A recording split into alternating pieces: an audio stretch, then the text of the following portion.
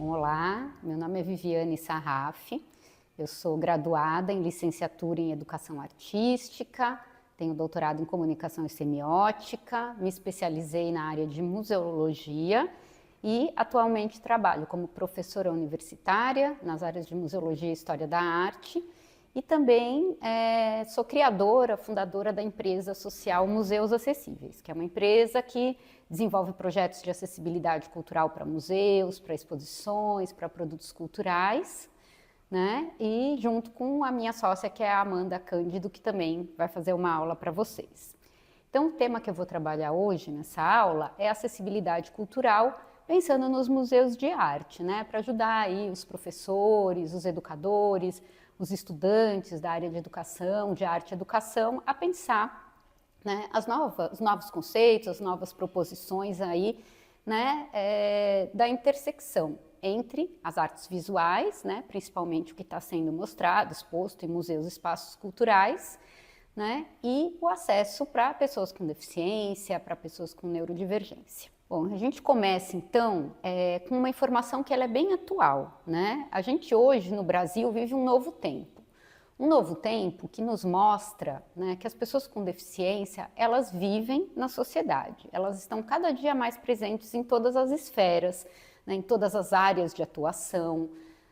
Então, por exemplo, né, um marco que ficou assim muito importante na luta das pessoas com deficiência foi no dia 1º de janeiro de 2023, né, quando um grupo de pessoas diversas foi passar a faixa para o novo presidente da República. E entre essas pessoas, né, entre uma mulher negra, entre uma trabalhadora, né, catadora de lixo, entre uma criança negra, um líder indígena, um professor, estava também um ativista dos direitos da pessoa com deficiência, o Ivan Barón, que é uma pessoa que tem paralisia cerebral, né, e que tem feito um trabalho muito interessante nas redes sociais para informar a população, né, sobre os direitos da pessoa com deficiência, sobre o que é capacitismo, que é o preconceito em relação a essa população. Então, uma vez que a gente tem um governo, né, federal que reconhece a importância das pessoas com deficiência na sociedade, a gente tem uma mudança importante. Como eu falei anteriormente, né, no caso do Ivan Barón, ele faz parte do movimento das pessoas com deficiência. Então, a gente tem no Brasil, como em outras partes do mundo, um movimento, né, que é um movimento da sociedade civil, onde pessoas com e sem deficiência militam pelos direitos, militam pelo respeito, né, pelo direito à diversidade, né, e nesse sentido a gente tem hoje um grupo muito grande que tem também, né, debatido a arte e a cultura DEF, né, que é a arte e a cultura produzidas por pessoas com deficiência. Então esse movimento, né, que hoje está bem, né, ativado aí, tem vários incentivos, né, vários novos programas que eu vou falar logo mais para frente, né, tem militado pelo lugar de fala, então as pessoas com deficiência falando por si, sem intermediários, sem necessariamente tendo instituições representando essa população, a participação tanto na elaboração de leis, planos e programas, quanto também na elaboração de serviços, de produtos, né, uma participação protagonizada dessa população, a luta anticapacitista. Então, essa luta ela vem tanto pela conscientização social do que é o capacitismo e como o capacitismo é estrutural, até o ponto, né, da gente trabalhar para a eliminação desse tipo de discriminação. A conscientização sobre os direitos adquiridos pela população de pessoas com deficiência. O Brasil é um país que tem um rol grande de leis, é reconhecido pela ONU, os relatórios que são, né, apresentados para a ONU a cada 2 anos, desde que o Brasil assinou o protocolo facultativo da Convenção Internacional pelos Direitos da Pessoa com Deficiência, tem sempre sido muito bem recebido. Então a gente é um país que tem um cenário muito positivo, mas a mudança social é muito necessária ainda. Ainda sobre o movimento das pessoas com deficiência, a representatividade é um ponto muito importante, né? As pessoas com deficiência estarem representadas nos meios sociais, nas exposições, né? Nos programas de televisão, enfim, nos desfiles de moda, né? Em todas as esferas aí, sociais, culturais e artísticas. Né, o reconhecimento da cultura e da produção artística das pessoas com deficiência e também um novo conceito que a gente vem trabalhando, que é o conceito de cultura do acesso, que é uma mudança importante também nesse cenário, né? Então, a gente pensar na construção cultural a partir dos corpos, das percepções, né, dos modos de ser da pessoa com deficiência. Bom, entre os artistas com deficiência, ao longo da história da arte, né, muitos artistas que a gente conhece, né, não são tratados pela sua diferença, né, pela presença da deficiência. Então, entre alguns artistas do passado, a gente pode falar do Goya, um artista da corte espanhola, né, que adquiriu deficiência auditiva. A gente pode falar do Edgar Degas, né, um pintor e escultor do impressionismo francês, que perdeu a visão já na idade avançada. Mas, geralmente, né, quando a gente entra em contato com a historiografia, com a biografia desses artistas, muitas vezes não é mencionado que eles, né, tinham deficiência. Já no movimento atual, né, que é um movimento que também traz, né, o debate sobre o orgulho da deficiência, a gente vê artistas que assumem mais, né? Então, inicialmente, né, a gente pode citar o trabalho da Anita Malfatti. A Anita Malfatti, ela tinha, né, a mobilidade reduzida na mão e nos braços, o que fazia com que ela tinha que pintar e desenhar com a mão esquerda, né? Então, uma artista do modernismo brasileiro. E artistas contemporâneos também atuais, né? Existe uma artista norte-americana que tem um trabalho muito reconhecido, que inclusive estava na 35ª Bienal, que é a Judith Scott, né? Que era uma artista já falecida com síndrome de Down e surda, né? Que fez um trabalho aí que depois do falecimento dela foi muito mais reconhecida. E no Brasil, como eu falei anteriormente, o movimento é grande. Então, entre esses artistas, né, a gente tem, por exemplo, Stella Lapone, né, com o Manifesto Anti-Inclusão. A gente tem Daniel Moraes, que além de artista tem trabalhado com formação, com residências, e o Rogério Ratão também, que fica aí no meio desse caminho, né, um artista com deficiência que começa a sua projeção nos anos 80 e hoje também se torna aí um formador de opinião importante. Bom, sobre as políticas e leis no Brasil, né, que favorecem a produção cultural, o acesso à cultura para as pessoas com deficiência, né, como eu abordei um pouquinho antes, a gente tem realmente, né, uma construção bastante interessante e bastante consistente no nosso país. Pensando que as primeiras legislações ocorreram ainda no final dos anos 80, a Constituição Federal Brasileira de 88, posteriormente, ela foi editada, ela foi reformulada e a discriminação em relação à pessoa com deficiência também foi incluída no texto de lei, né? A norma brasileira de acessibilidade, que tem força de lei, né, que é a norma 9050, ela foi escrita pela primeira vez em 1984 e desde 94 ela vem sofrendo aí revisões, né, para se tornar cada vez mais fácil das pessoas entenderem, os engenheiros, os arquitetos, os designers, todo mundo que tem que lidar com a acessibilidade. Em 1991 foi criada a Lei de Cotas, que garante o direito da pessoa com deficiência de trabalhar, né, em empresas, em repartições públicas, em organizações não governamentais que tenham mais de 100 funcionários, né? E aí, desde então, várias outras leis foram sendo criadas, né? O Decreto 5296 de 2004 foi a primeira vez que uma lei de acessibilidade colocou, né, o direito à cultura para as pessoas com deficiência, né, o Plano Nacional de Cultura de 2010, né, no Plano Setorial de Museus, colocou uma meta, a meta 29, de que 100% dos museus brasileiros até 2020 deveriam estar minimamente acessíveis para a pessoa com deficiência, né, meta que não foi cumprida, então que ganhou um período maior aí de cumprimento, né, e que, enfim, tanto o IBRAM quanto o IFAM têm feito algumas medidas, e em 2006 foi criada a Convenção Internacional da Organização das Nações Unidas para o Direito das Pessoas com Deficiência. O Brasil assinou o protocolo facultativo em 2008 e em 2009 a convenção passa a ser também, né, decretada como lei no Brasil. E finalmente a Lei Brasileira de Inclusão de 2015, né, que é a lei mais atual que a gente tem, que tem um capítulo exclusivo sobre o acesso à cultura.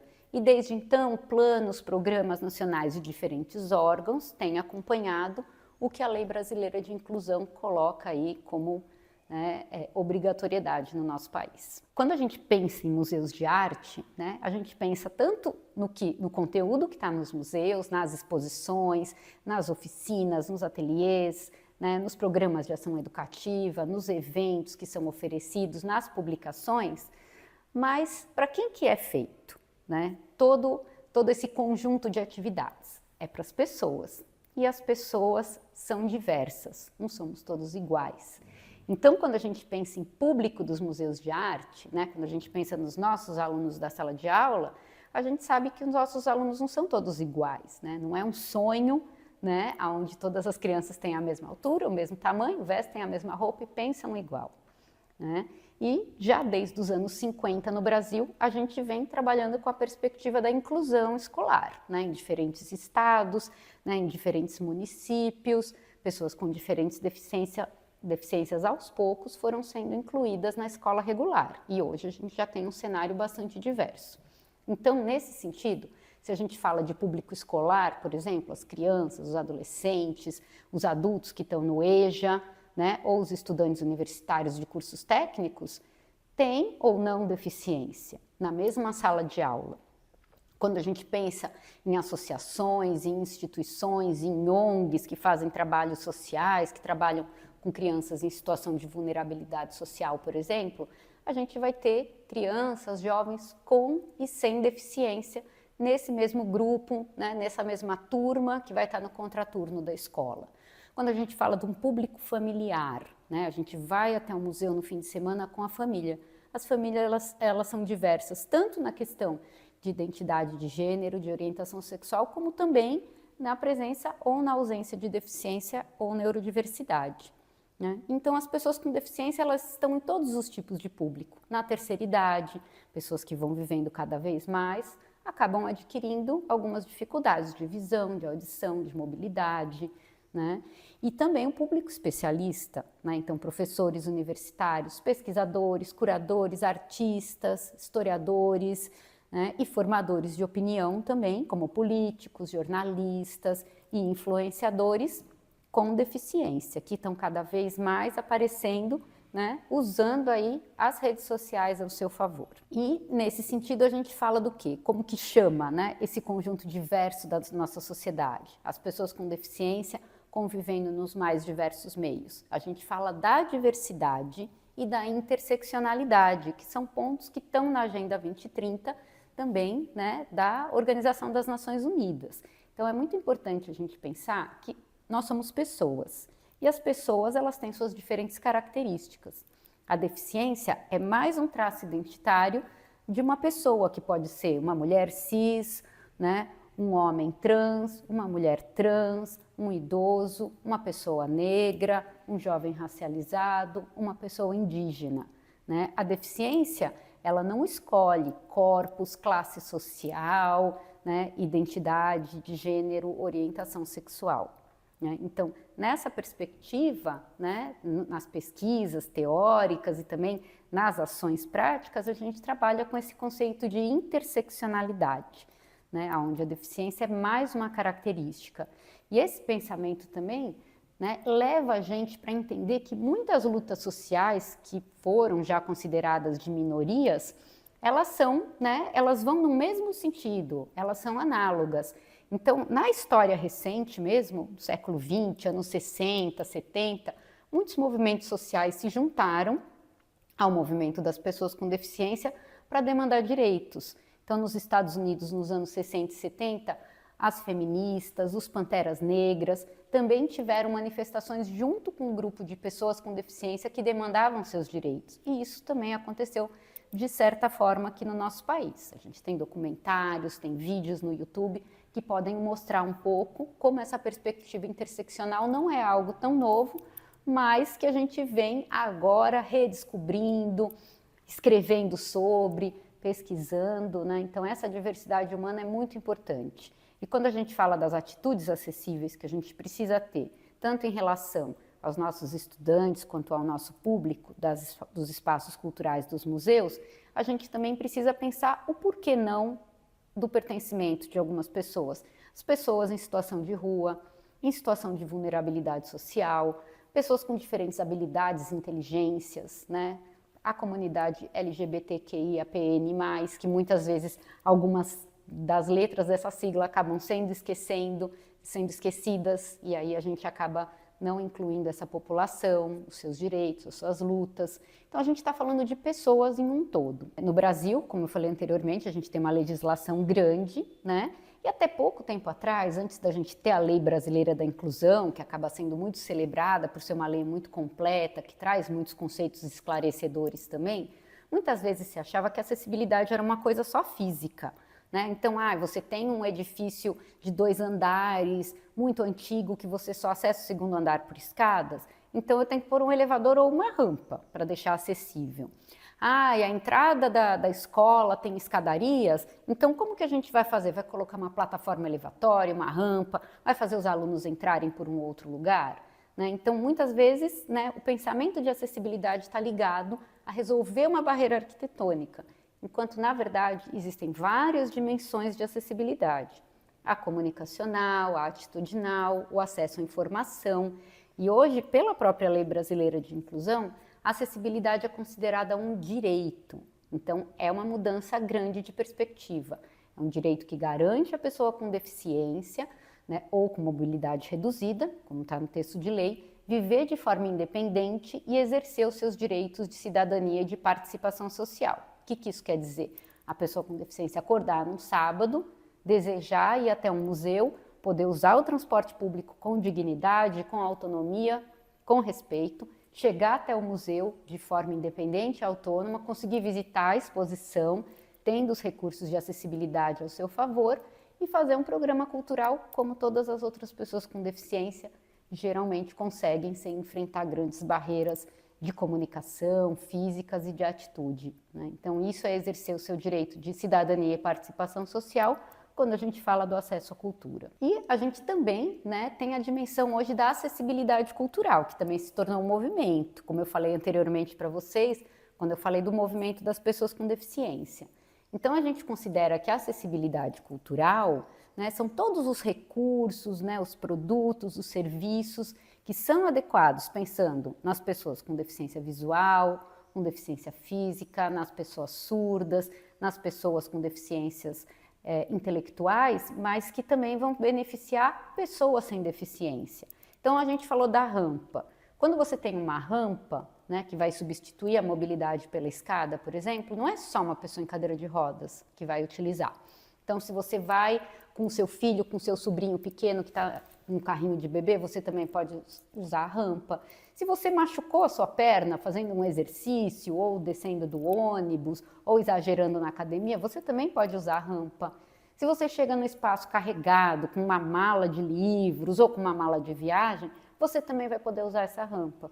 Então, é nesse sentido que a gente pensa que, né, o conceito de acessibilidade cultural, ele traz benefícios para todas as pessoas. E quando a gente está falando também de públicos, de quem são esses beneficiários, né, um conceito que é muito importante, né, aqui eu trago uma citação de colegas da Espanha, Antônio Espinosa Ruiz e Carmina Bonmati Ledó, que eles afirmam, né, que o que é considerado hoje, né, pelos gestores, pelos profissionais de museus, né, pelos curadores, pelas pessoas que trabalham com arte e cultura, como um público normal. Será que existe um público normal? Se o que define nossa sociedade é a diversidade, são as diferenças, né, que é a riqueza da nossa sociedade, que é a norma e não a exceção, né? Então, é importante que a gente pense nisso, né? Que cada pessoa ela vai ter um jeito diferente de ver a exposição, de conviver com aquele espaço cultural, né? De fazer usos, né, do conteúdo cultural que é apresentado, porque as pessoas elas vivem na sociedade a partir das experiências individuais de cada uma, né? Se a gente pensa dessa forma, a gente não vai ver um visitante ou um aluno com deficiência, né, como algo que a gente precisa resolver, e sim, né, como uma pessoa que tem as suas diferenças e como a gente vai lidar com isso de forma enriquecedora para o nosso trabalho, né, e para o convívio. E aí a gente fala, né, porque a Viviane está falando um monte, né, de teorias, conceitos, mas e na prática, né? Isso está acontecendo de fato, né? A cultura está se tornando mais acessível para as pessoas com deficiência, os artistas com deficiência estão sendo reconhecidos e os intelectuais com deficiência. Então, a partir de agora eu vou trazer para vocês alguns exemplos, né, do que está sendo feito, tanto, né, por órgãos governamentais, quanto pela iniciativa privada, e também por pessoas, tá? Então, eu vou começar falando da Funarte, né? A Funarte, ela é um órgão governamental ligado ao Ministério da Cultura que apoia atividades artísticas no Brasil, né? Isso lá desde os anos 80 do século XX, né? A Funarte, ela tem uma história muito interessante em relação, né, ao incentivo aos artistas com deficiência e acessibilidade cultural. Começando com o primeiro programa na década de 90, quando faz uma parceria com o Kennedy Center dos Estados Unidos e traz o programa Very Special Arts para o Brasil, depois transforma esse programa num programa próprio, já no início dos anos 2000, né, com o Arte Sem Barreiras, com o Festival Arte Sem Barreiras, também com exposições, com títulos diferentes para tratar, né, da produção cultural da pessoa com deficiência. E mais recentemente, né, nesse novo governo, né, a Funarte, ela cria um GT, um grupo de trabalho com artistas e intelectuais com deficiência para valorização da cultura DEF. E nesse ano, agora no dia 13 de setembro, foi lançada a plataforma Acessa Mais, que é um mapeamento cultural nacional, né, para que artistas com deficiência, trabalhadores da cultura com deficiência e profissionais sem deficiência que trabalham também com acessibilidade cultural possam se cadastrar, né, para que qualquer pessoa possa ter acesso a esse universo da acessibilidade cultural e da cultura do acesso também. Pensando aqui um pouco em alguns museus de São Paulo, onde provavelmente vocês podem levar os alunos de vocês e trabalhar também com conteúdo de acessibilidade, a gente pode mencionar o museu que é um dos grandes pioneiros, né, de acessibilidade e também uma referência, que é a Pinacoteca do Estado de São Paulo. Então, a Pinacoteca, desde o início dos anos 2000, né, vem cada vez mais investindo em acessibilidade. Além de um edifício acessível, a Pinacoteca ela oferece visitas acessíveis para pessoas com diferentes deficiências, visitas inclusivas, né? Então, se você tem na sua sala de aula alunos surdos, com deficiência visual, com deficiência física, com deficiência intelectual, os educadores da Pinacoteca, né, recebem no seu grupo, tem uma série de materiais de apoio que são utilizados nas visitas, tem maquetes táteis, né, do prédio da Pinacoteca, de salas, né?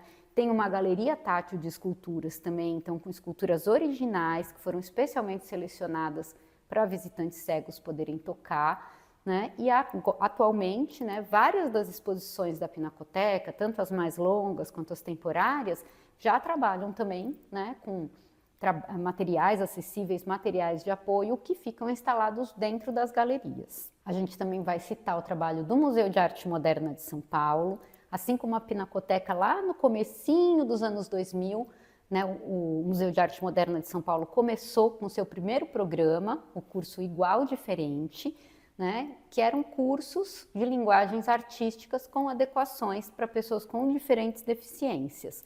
Esse curso depois se tornou um projeto, esse projeto se tornou a área de acessibilidade do MAN, né? E hoje o MAN ele oferece tanto recursos de mediação acessíveis em todas as exposições, então audiodescrição das obras, vídeo guia em língua brasileira de sinais para fazer a mediação com o público surdo, réplicas táteis de obras das exposições, visitas com roteiros acessíveis para grupos inclusivos também.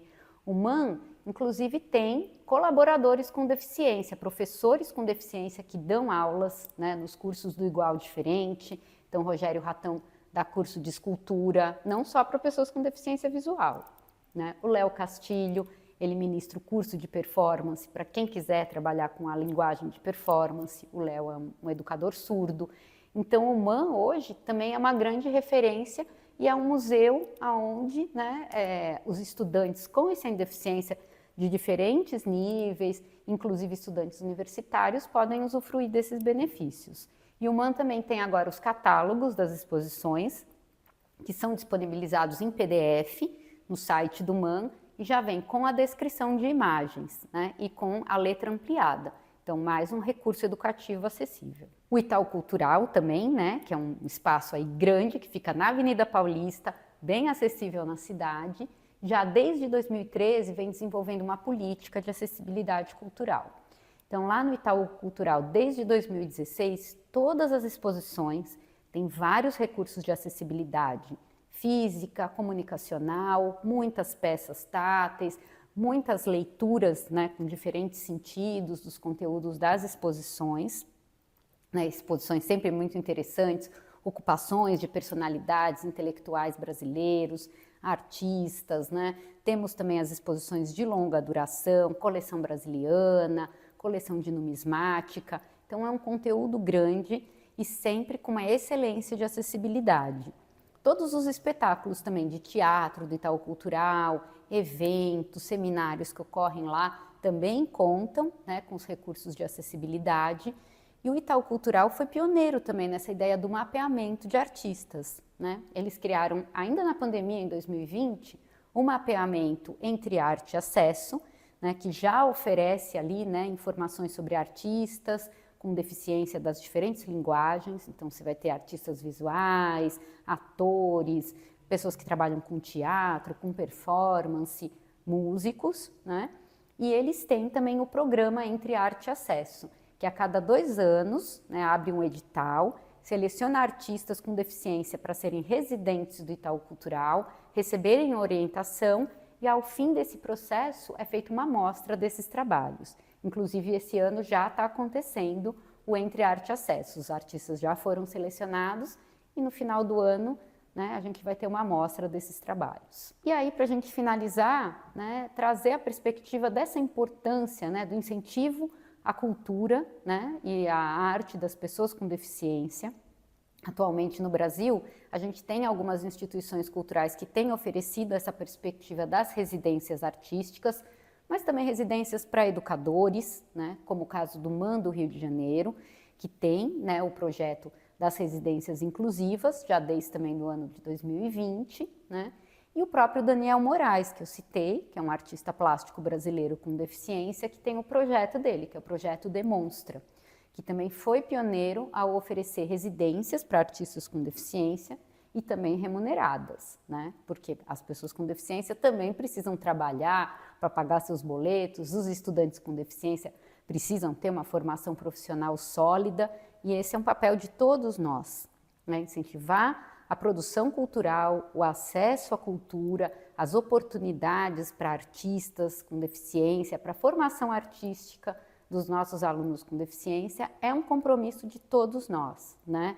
As barreiras que talvez no passado próximo, de 20, 30 anos atrás, pareciam ser indissociáveis, hoje a gente vê que não fazem mais sentido, né? Que elas estão sendo aí diluídas. Então, é importante que todo mundo que tenha acesso a essas informações, a esse conhecimento, multiplique também, mostre que é possível, tá certo?